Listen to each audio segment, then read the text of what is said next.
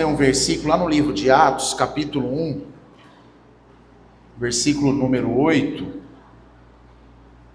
Nós vamos meditar nesse versículo nessa noite. No ano passado, mais ou menos nessa época do ano, se eu não me engano, se a minha memória não falhar, eu trouxe uma mensagem baseada nesse versículo, falando sobre a importância, da missão, de uma igreja missionária. Eu entendo que é oportuno a gente rever esse versículo, falar mais uma vez sobre ele.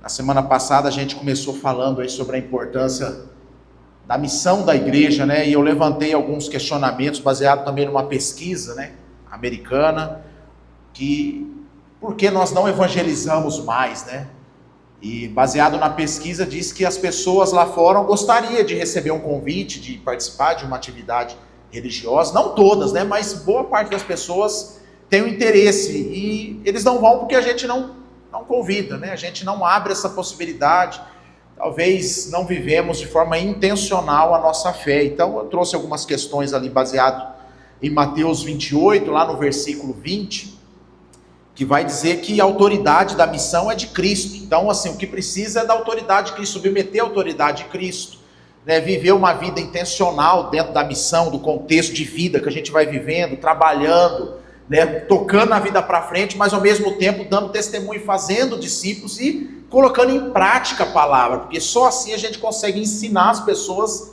a guardar as palavras de Deus, como diz Mateus 28. E hoje nesse versículo aqui são palavras de Jesus, irmãos, que nós quero destacar aqui, que aqui Jesus então está comissionando, ali a igreja. Ele já deu aquela comissão lá em Mateus 28, mas aqui ele está dizendo assim, olha, como é que vai funcionar, está dando a estratégia didática para a igreja de Atos. E o versículo 8, ele serve como uma introdução de todo o livro de Atos. O versículo 8 resume todos os 28 capítulos do livro de Atos, a missão da igreja ali que começa em Jerusalém, Judeia, Samaria, até os confins da terra, e como os pormenores da missão acontecem, Ali no livro de Atos nós vamos ver que alguns foram mortos ali por conta de perseguição religiosa. A gente vai perceber que houve uma separação ali, um apóstolo para cá, outro para lá, pregando a palavra de Deus, viagens missionárias do apóstolo Paulo, situações controversas de um apóstolo com o outro. Então a gente vai vendo como é que a igreja funciona, nessa dinâmica da missão. E o versículo 8 diz assim: mas recebereis poder ao descer sobre vós o Espírito Santo, e sereis minhas testemunhas tanto em Jerusalém, como em toda a Judeia e Samaria, e até aos confins da terra. Mas recebereis poder ao descer sobre vós o Espírito Santo, e sereis minhas testemunhas tanto em Jerusalém, como toda a Judeia e Samaria, e até aos confins da terra. Vamos orar mais uma vez nessa noite, irmãos. Senhor, em nome de Jesus, que a palavra salte aos nossos olhos e penetre em nossos corações, fazendo uma revolução santa dentro de nós, nos movimentando para uma vida missionária, uma vida cheia de significado na presença do Senhor, uma vida que faz a diferença na vida de outras pessoas, uma vida que aponta para Cristo, uma vida, como nós falamos na semana passada, que constrói pontes, que leva a pessoa a conhecer o Jesus Cristo, o Evangelho. Nos ajude por meio da palavra a ter o nosso coração calibrado para viver para o Senhor como missionários nessa terra, a fazer a missão que o Senhor confiou a cada um de nós. Fala conosco nessa noite, em nome de Jesus. Amém e amém. Queridos, então está aqui Atos capítulo 1, versículo 8. Jesus, ele fala da descida do Espírito Santo. A gente percebe que no capítulo 2, essa palavra, ela é consumida ali. Então o Espírito Santo desce sobre a igreja, empoderando a igreja. Já naquele primeiro momento da descida do Espírito Santo, você percebe que eles começam a pregar a palavra, a falar das maravilhas de Deus. E ali acontece um milagre, As pessoas começam a ouvir as maravilhas de Deus no seu próprio idioma.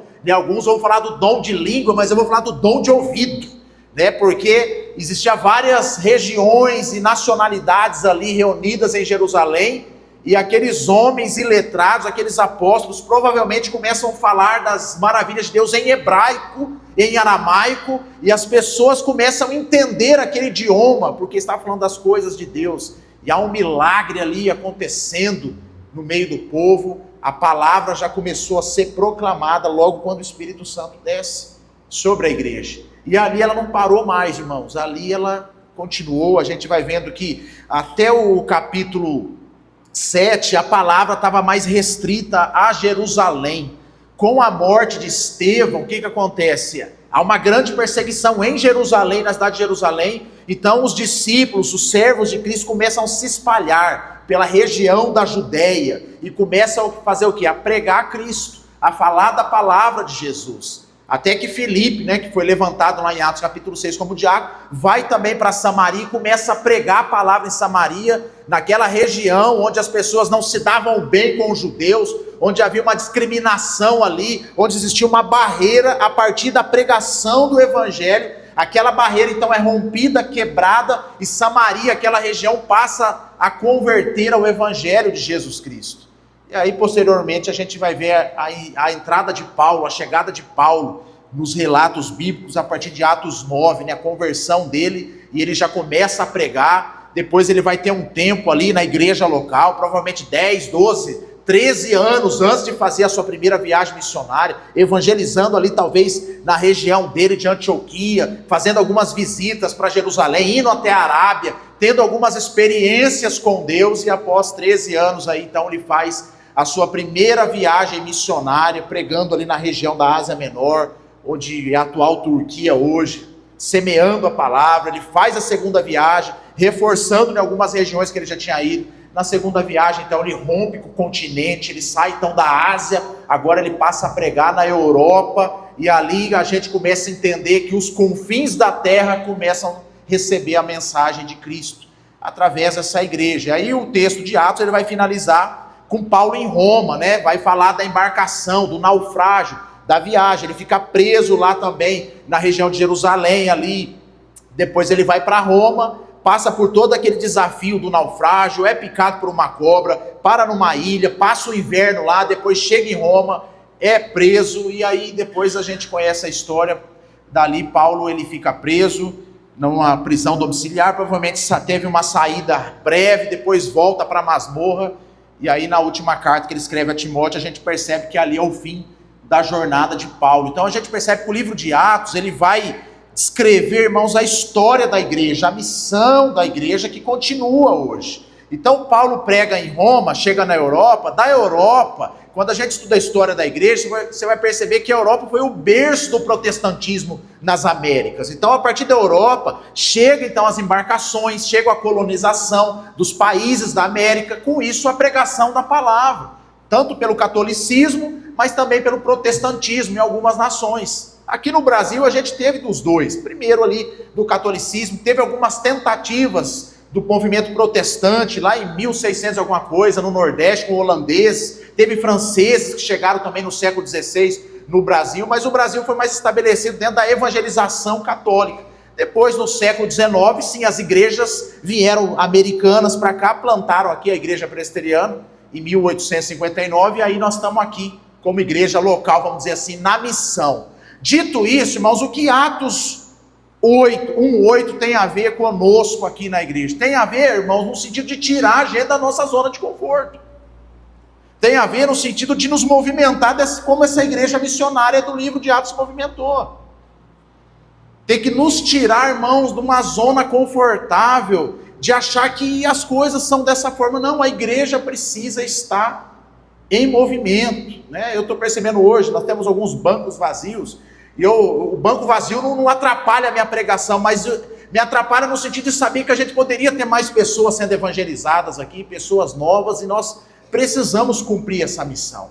Obviamente, alguns irmãos estão em viagem, mas tem cadeira lá, cabe mais gente aqui nas nossas programações, cabe mais gente nas nossas reuniões, cabe mais gente no ministério da SAF, cabe mais gente. Que gente que eu estou falando? Gente nova, gente convertida, gente que foi apresentada ao Evangelho de Jesus Cristo. E o porquê, irmãos, muitas vezes nós não cumprimos essa missão.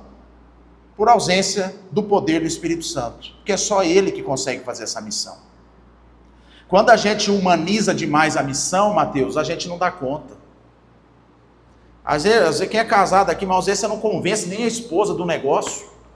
Marido, às vezes a esposa não convence o marido. Você imagina convencer alguém acerca da mensagem do Evangelho, que Paulo vai dizer que é loucura para as pessoas. Então, queridos, por que as coisas não acontecem? Muitas vezes é pela ausência do Espírito Santo de Deus.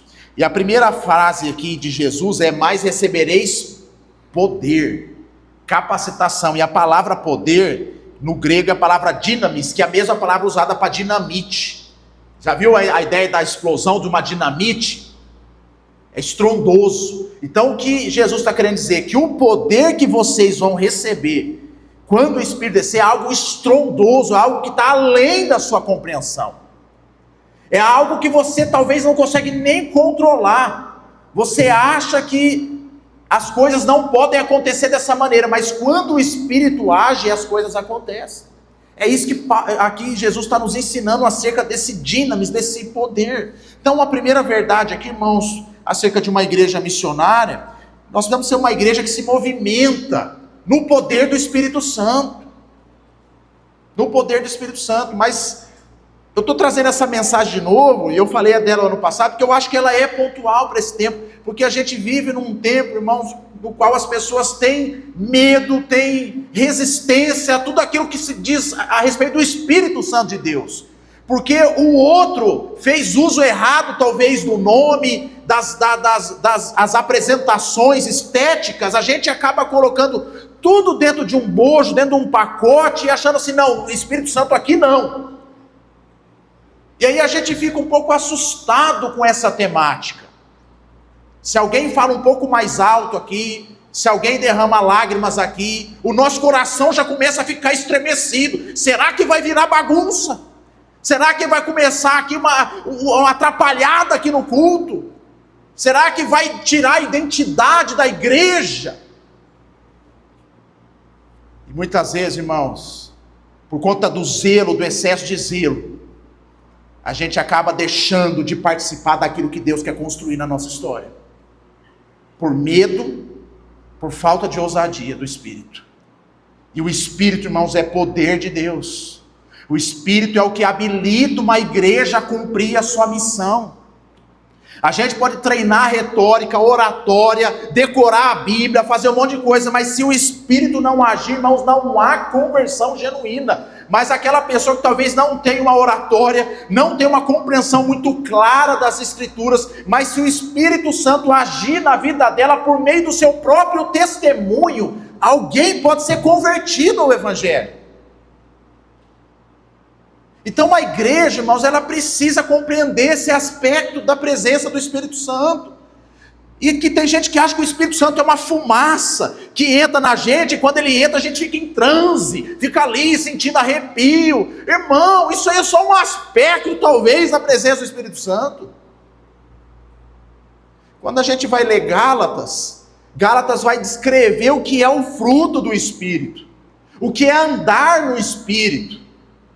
Tem a ver com o quê? Com alegria, com bondade, com paz, longanimidade, benignidade, domínio próprio. Você percebe que não está falando de arrepio ali, não está falando de movimentos pentecostais, está falando de caráter, está falando de vida. Ou seja, o que modifica uma pessoa é a presença do Espírito Santo. Então uma pessoa que ela tem esse fruto do Espírito, ainda que ela não tenha uma voz audível, ainda que ela não rodopie, mas se ela é direcionada, ela é governada pela presença do Espírito Santo, a chance muito grande dessa pessoa se tornar uma testemunha eficaz de Cristo. Mas por conta dos excessos, as pessoas têm medo e abrem mão da presença do Espírito Santo. As pessoas deixam de buscar essa doutrina, que é uma doutrina bíblica, teológica, que precisa ser buscada, elaborada, pensada e pregada, que é a doutrina do Espírito Santo, irmãos. É isso que capacita a igreja, irmão. Olha lá quem eram esses 12 homens, irmãos. Olha lá o Paulo, ele era um perseguidor de igreja, de crente, ele era um assassino. Esse homem é convertido, irmãos. O Espírito Santo entra nesse homem, olha o que faz na vida dele. Presença do Espírito Santo, fruto do Espírito é o que capacita a igreja. Pastor, legal, mas o que eu faço então para ter isso, irmãos? Isso precisa ser buscado. Se tem algo que precisa ser buscado, segundo as Escrituras, é isso, irmãos. Paulo fala que é possível apagar o Espírito. E o mesmo Paulo diz que a gente precisa se encher do Espírito. O Espírito, irmãos, tem a ver com a nossa dinâmica de vida. É aquela historinha lá que a gente conta para os adolescentes, para as crianças, quando a gente quer falar das obras da carne e do Espírito, da vontade de Deus, da vontade do mal, que você tem 2 leãozinhos dentro de você, e aquele que você alimentar mais é o que vai prevalecer na sua vida, é o leãozinho da carne e o leãozinho do Espírito. Se você só alimentar o leãozinho da carne, quem prevalece é a carne. Mas se você alimentar o leãozinho do Espírito, quem prevalece é o Espírito. Aí a grande questão é, qual leãozinho nós temos alimentado? A carne, que significa esse mundo, as tendências desse mundo, a vida material, que é muito boa, por sinal, todo mundo precisa dela, já não é um alienado aqui. Mas o que tem norteado o seu coração? O que tem tirado a sua paz? É a ausência de Deus? Ou é problemas mal resolvidos na vida? Porque muitas pessoas, eu falei hoje de manhã aqui na aula, acaba pautando a vida, às vezes ainda num problema resolvido. Não, se o problema resolver tá bom, mas pouco se preocupa com Deus, com a presença de Deus, com o caráter de Deus impresso. Por que eu estou levantando essa questão, irmãos? Porque daí, se a gente não entender isso aqui, a igreja não se movimenta na missão. A igreja não se torna algo intencional. Se a espiritualidade não passar por nós, não chega no outro.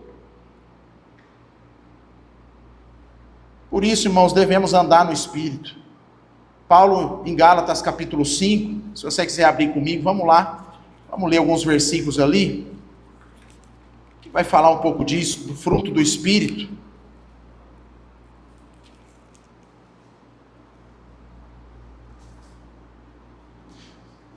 Gálatas 5, versículo 16, Alexandre. Olha o que Paulo vai escrever. Alguém que experimentou disso, fala assim: digo, porém, andai no Espírito e jamais satisfareis as concupiscências da carne. Aí, aqui, a partir do versículo 22... Depois ele vai descrever as obras da carne, mas no 22 ele vai falar da obra do Espírito. Mas o fruto do Espírito é o quê? Amor, alegria, paz, longanimidade, benignidade, bondade, fidelidade, mansidão, domínio próprio. Contra essas coisas não há lei. E os que são de Cristo Jesus crucificaram a carne com as suas paixões e concupiscências. Se vivemos no Espírito, andemos também no Espírito. Essa ideia aqui de Paulo no versículo 25, se vivemos no Espírito, o que ele está querendo dizer com isso? Se dizemos que andamos no Espírito, se somos o povo da fé, se somos cristãos, é isso que ele está querendo dizer, andemos também no Espírito, ou seja, que as nossas obras sejam direcionadas pelo Espírito Santo. Versículo 26, não nos deixemos possuir de vanglória, provocando uns aos outros, tendo inveja uns dos outros. Ou seja, a espiritualidade, a presença do Espírito Santo não é algo para nos engrandecer, para nos levar de volta para a carne. Pelo contrário, é para a gente andar em amor, paz, alegria, em bondade, domínio próprio. Aí eu pergunto para você, irmão, pensa no fruto do Espírito, pensa lá. E o fruto não é frutos, é fruto. É a ideia da mexerica, né? Quando você vai comer a mexerica, você não pega só, eu quero só um gomo, é a mexerica toda. Você descasca, ela tem vários gomos. A ideia é essa. Não é frutos. Frutos assim, eu quero uma mexerica, uma banana, uma maçã. Não. A mexerica é um fruto que tem vários gomos. Esse é o fruto do Espírito. Então, não é assim, pastor, eu tenho 3, esses aqui eu não tenho. Não, tem que ter todos. Fruto do Espírito tem que ter todos. Não tem esse negócio. O fruto do Espírito, irmão, não é dom. Tem gente que acha que é dom. Não, eu tenho o dom do amor. Não. Amor é para todos.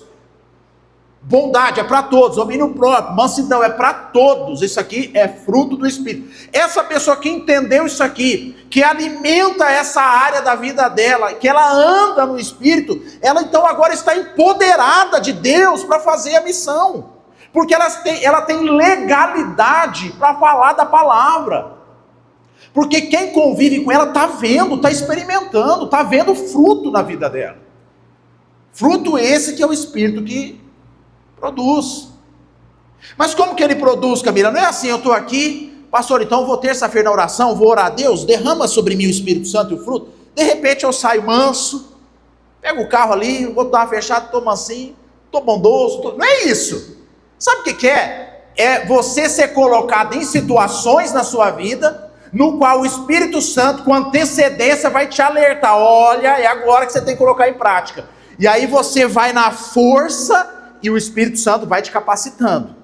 E aí você vence um dia e ele fala assim, é isso aí, garoto, você venceu, dá para ir mais. Ou seja, é algo praticável, é algo que a gente exercita. É igual a musculação, né, Marcelo? O músculo vem só com o desejo, né? Vou lá na academia, lá vou fazer uma oração aqui, ô Senhor, abençoe esses aparelhos aqui, que esses aparelhos, né, sem eu precisar tocar neles, né, possa transferir músculo para mim. Aí de repente você sai lá, não funciona. Se não malhar, como diz a turma, né, malhou, comeu, não malhou, não comeu. Precisa malhar, você precisa exercitar. Eu confesso para você, viu, Marcelo, musculação é um negócio chato, estou fazendo, mas chato, hein? Dói. Nossa, difícil, irmão. Tem outros esportes que é mais gostoso, né? Prazeroso, né? Mas a musculação. Mas se não fazer a musculação, irmão, não tem saúde, não tem músculo, não tem uma velhice boa, irmão. Precisa fazer. Então, o fruto do Espírito, irmão, é algo que a gente precisa buscar e alimentar. E assim, nós seremos então empoderados para fazer a missão. Nós teremos autoridade para fazer a missão de Deus.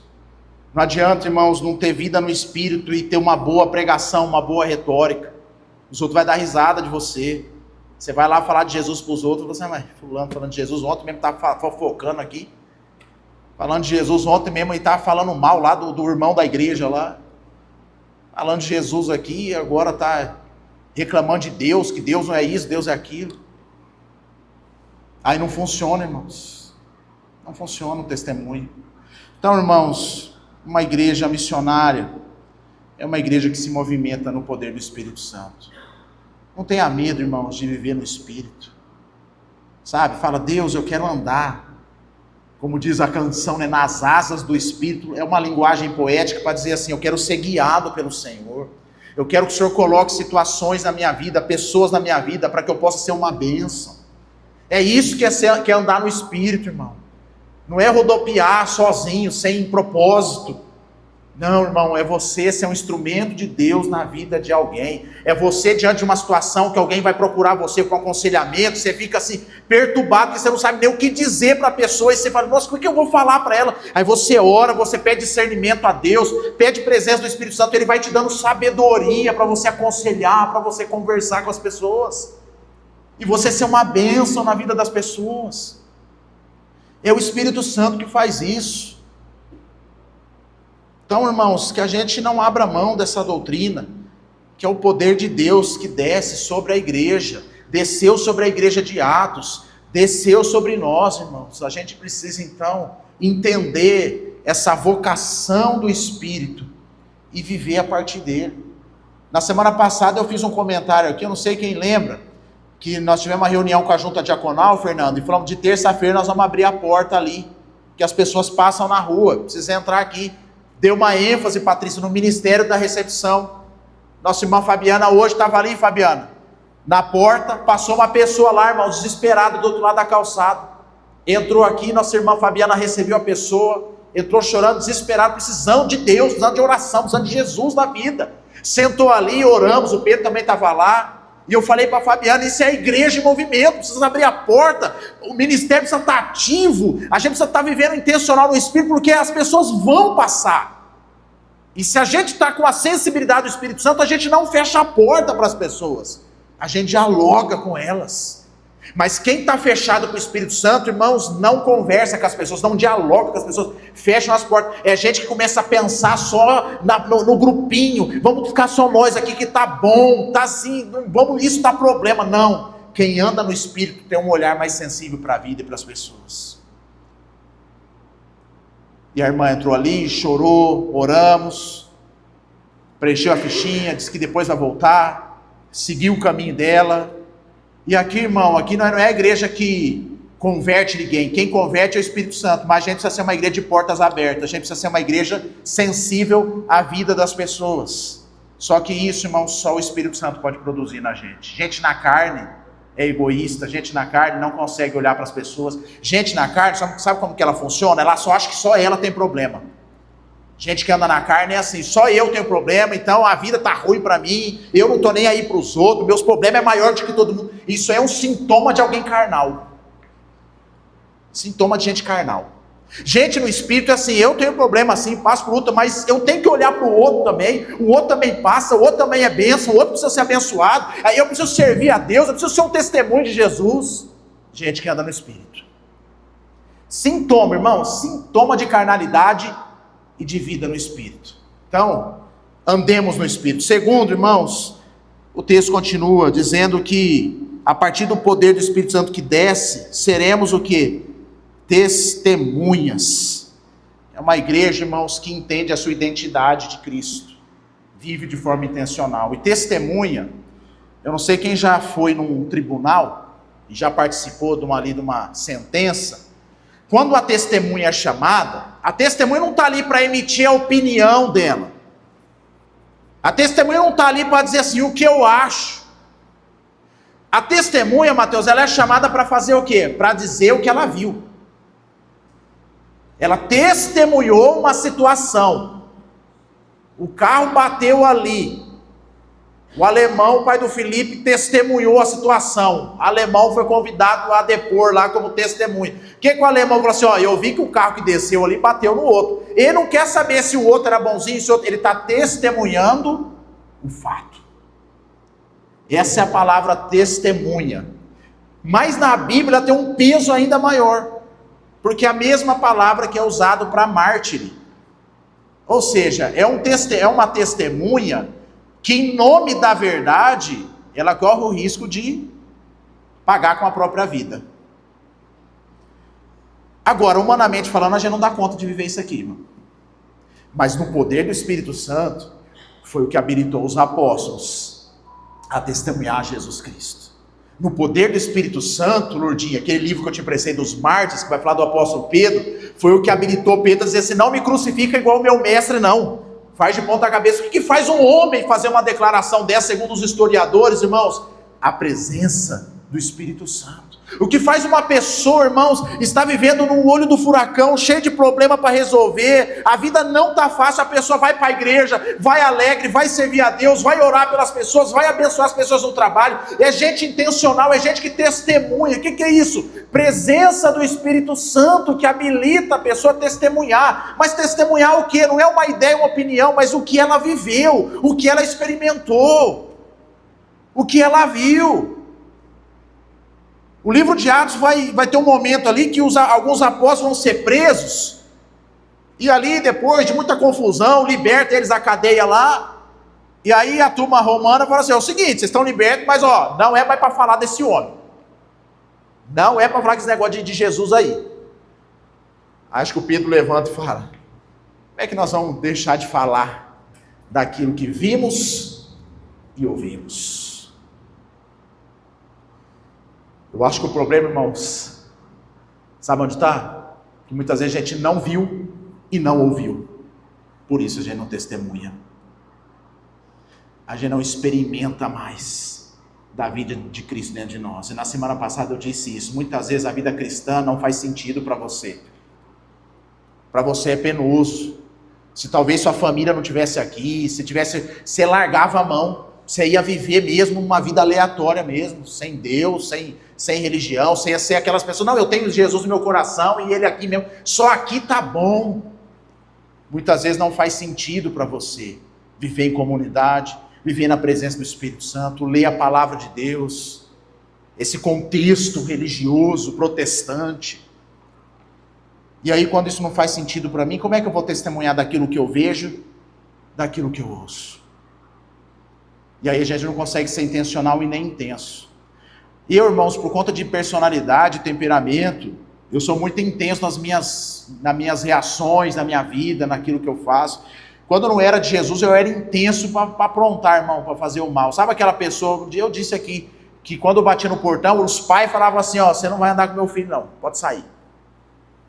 Eu era aquela pessoa, Fernando, que levava as pessoas para as coisas erradas. Sabe o líder da bagunça, irmão? Eu era o líder da bagunça porque eu queria viver intensamente. Então eu fui descobrindo a vida mundana, né? Descobrindo os prazeres da carne, eu fui mergulhando para viver na sua totalidade.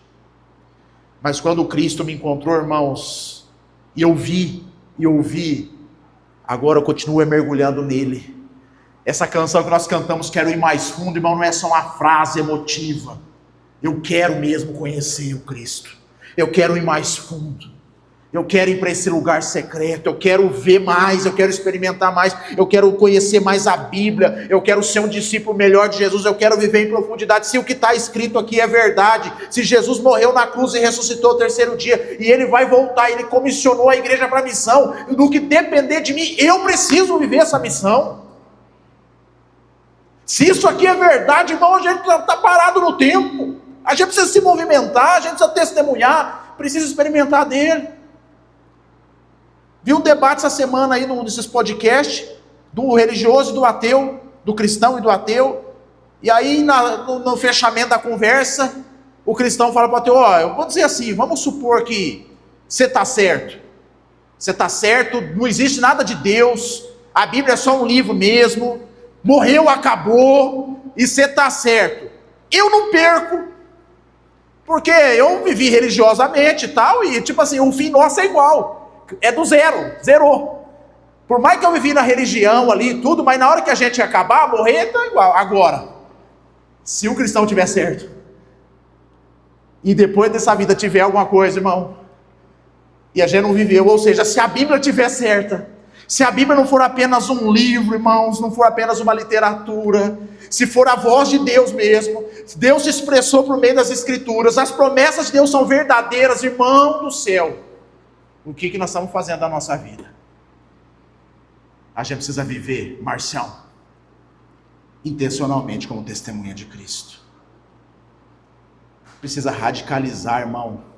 Eu tomo muito cuidado com essas palavras, porque quando eu falo assim, o irmão acha que é ser chato. Quando eu falo radicalizar, acha que é dar respostada, acha que é ser educação, diz respeito. Não é isso, irmão. Radicalizar é você fazer uma revolução interna. É você olhar para dentro de si e falar assim, eu preciso mudar, eu preciso me aperfeiçoar, eu preciso ser uma arma nas mãos do Senhor, num bom sentido da palavra, para que eu atinja as pessoas no lugar certo, para que o Evangelho de Cristo ele passe por mim de forma limpa, que eu não seja ali uma pedra de tropeço, que eu seja aperfeiçoado no Senhor, que haja uma radicalização na minha espiritualidade, na minha vida, que vai fazer de mim, em todas as áreas da minha vida, um ser humano melhor. É isso que é radicalizar. É alguém que tem a capacidade de se relacionar com as pessoas, com amor, com bondade, entendendo as pessoas e testemunhando Cristo a partir disso. A gente vive num mundo não tão tradicionalista, preconceituoso, que as pessoas já vão fechando janelas e portas e conversas por questões pequenas e banais. E aí é em todos os sentidos. Quando eu era criança, era a época do católico contra protestante.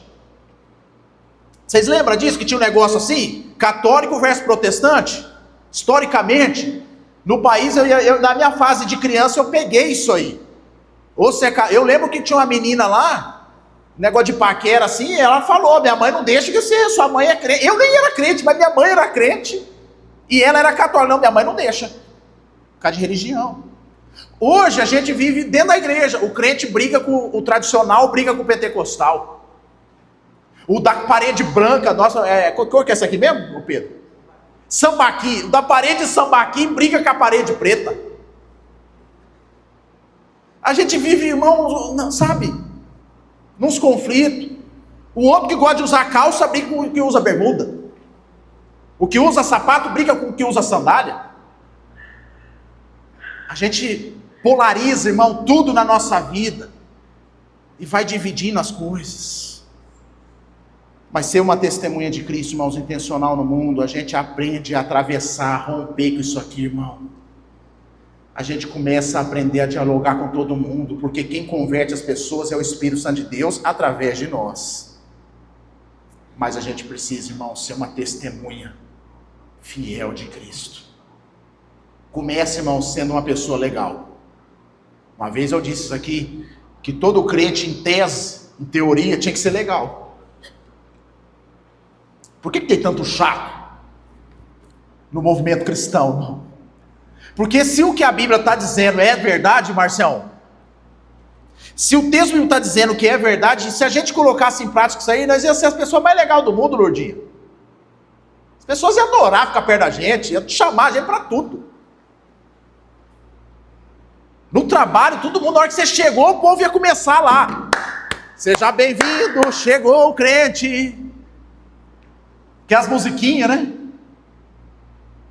Vai ter uns irmãos que quando chega no serviço, tem gente que faz até sinal da cruz. Quando chegam os crentes, os irmãos, os católicos, os espíritas, os ateus, os agnósticos, começam a repreender em nome de Jesus os crentes. Não é nem por conta de fé, é de chatice mesmo. Não, irmão, ser uma testemunha de Cristo, isso passa diretamente pelo nosso caráter, pela nossa forma de viver a vida, de se relacionar com as pessoas. Ser testemunha, irmãos, é viver a missão intencional, e viver a missão intencional é fazer autocrítica, é você olhar para dentro de si e falar assim: Jesus, me aperfeiçoa, Senhor. Fechando esse ponto, irmãos, essa semana as crianças em casa fez uma barulheira lá, eu estava no escritório, só escutei uns barulhos de cadeira para lá e para cá, apartamento, eu falei, isso aí vai dar problema. E deu, irmão. O telefone ligou lá. Nossa, a vizinha. Essas horas, irmão, é bom tá certo, né? Mas quando você tá errado, é duro, hein? Aí, irmão, é o pastor que mora lá, é o fruto do Espírito. Como que é seu nome? Fulano, você me perdoa, você me desculpa, é as crianças mesmo, eu vou falar com elas, isso não vai se repetir, tal. Ah, irmão, quem viu falando naquele interfone, eu falei, isso aí é um teatro. Mas sabe o que é, irmão? Eu preciso testemunhar. E o testemunho, quando você mora em condomínio, passa pelo barulho também. Lá tem a turma dos cachorrinhos, gosta dos cachorrinhos, e lá tem a regra do condomínio. O cachorrinho fez negocinho, o dono vai lá e pega o negocinho. Ah, irmão, é tão ruim quando o crente leva o cachorrinho lá e o cachorrinho faz o negocinho e o crente não pega o negocinho. O convívio social fica chato, fica difícil. Você está entendendo onde eu quero chegar, né? Em todas as áreas da nossa vida, irmão, estou falando de coisas simples que muitas vezes a gente negocia. Então a gente precisa testemunhar em todo momento. Ah, pastor, a pessoa vai vir para a igreja, não sei, irmão, mas ela precisa ver Jesus na nossa vida. Ela precisa ver Jesus. Conversei com a Alice hoje aí, que quarta-feira a Alice fez a despedida dela lá da escola, ela fez um culto a Deus lá. E eu conversando com ela, eu falei assim, ó, Deus foi glorificado, minha irmã. Deus foi glorificado. Fazia tempo assim que eu não vi um negócio assim de você sair do emprego, de uma despedida, uma aposentadoria e fazer um tributo a Deus. Um culto a Deus. E é o testemunho que fica, mas eu até falei na minha frase lá, quando eu fui orar com ela lá, eu falei assim que não é só a ideia do culto, é como a gente viveu a vida. Como professora, todos esses anos na escola, e eu li um versículo, ela tentou viver segundo a palavra lá. E eu fiz questão de usar essa versão, mas ela tentou viver. Por quê? Não é ela, todos nós não vamos acertar sempre, mas a gente precisa tentar viver de forma coerente. Aí quando a gente fazia o culto, irmão, aí tem testemunho. Não é, Lúcia? Aí as pessoas falam, que maravilha, que momento abençoado. Isso é ser testemunho, irmão. E a gente exercitar. E por fim, queridos, ele fala para ser testemunha onde? Jerusalém, toda a Judéia, Samaria e confins da terra. É aquela velha história, irmão. Aonde começa o testemunho?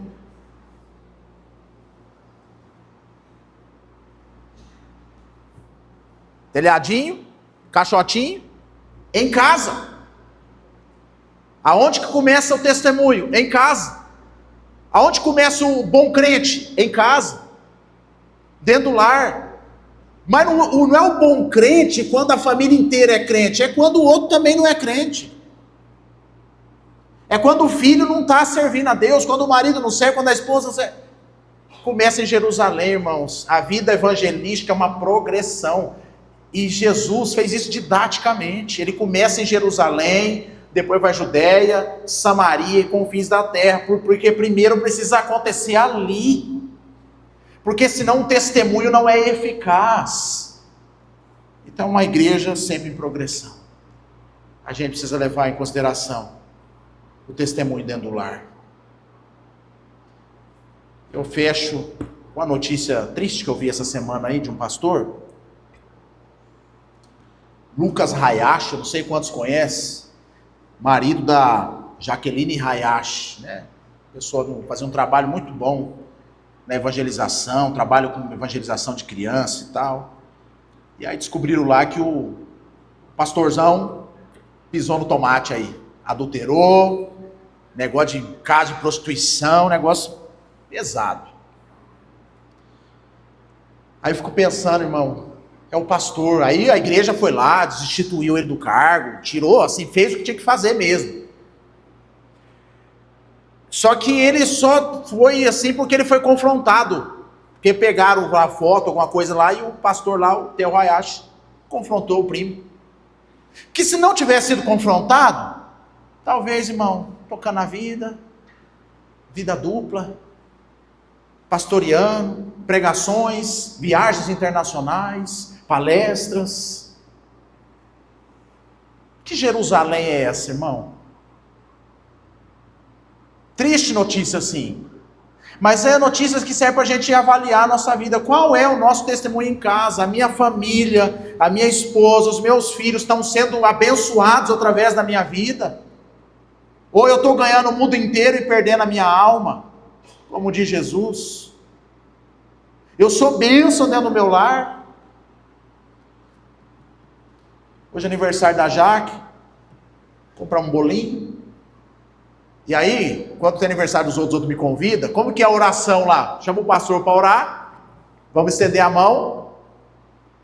E as crianças vêm junto, né? Mas se não tiver na minha casa, está errado, né? Tem na casa dos outros, não tem na minha casa. Fui lá orar com a Jaque, estender as mãos. As meninas já... pôs a mão e orou. E a gente agradeceu a Deus pela vida dela. Porque se eu não começar em casa, irmão, não adianta eu orar aqui todo domingo de manhã para os aniversariantes, e para mim, eu não oro. Bom, que Deus nos ajude, queridos, a ser testemunha de Cristo, a andar no poder do Espírito Santo, a ter uma vida mais intencional, mais humana, uma vida que toca na vida de outras pessoas de forma significativa. Vamos orar ao nosso Deus.